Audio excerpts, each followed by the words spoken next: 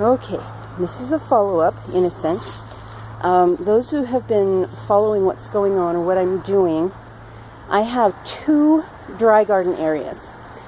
Two areas that theoretically do not get watered. With very low humidity and very hot temperatures during the summer, that can get problematic. So I was doing two experiments.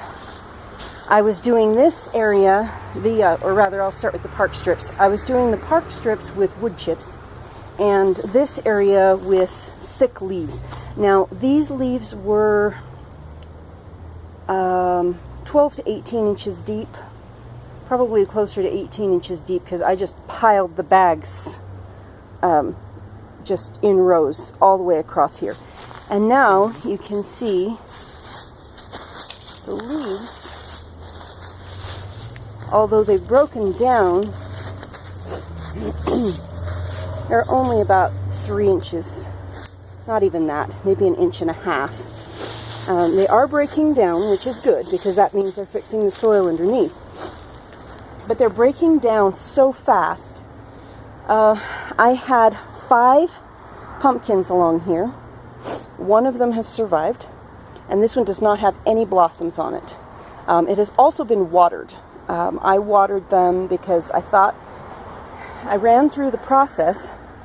They started wilting mid-June, and by early July, I was watering them once a week. And then they kept dying. They were dying anyway. And part of that was because of the ultraviolet, which has been extremely high this year. Part of it, a little bit of it, I think, was due to the squash bugs. I caught as many of those and got rid of them as I could. But the other thing was that when I started watching the plants die, as the leaves died off, I could see bare soil underneath. And you can see it right here. That's bare soil. And a year ago, that was covered, or last fall, that was covered with 18 inches of leaves. So the leaves are breaking down much too fast. So what I'm doing now is covering this whole second dry area with wood chips. I got a chip drop the other day, and it's about half done. This section's about half done, and then the rest of the wood chips will go in other areas. But hopefully next spring, I'm not taking the leaves off, I'm leaving the leaves there, and hopefully by next spring I'll be able to plant this, and it should last into the middle of August like the other dry garden area. I will be putting some of them on the boxes, some of them in other areas of the yard, but I wanted to do a follow-up on the dry garden. This one's still doing great. Because it doesn't have any fruit or blossoms on it. I stopped watering it, and it's still doing good.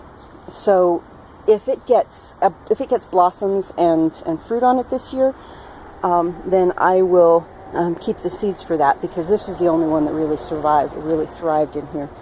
I will talk with you later. Thank you.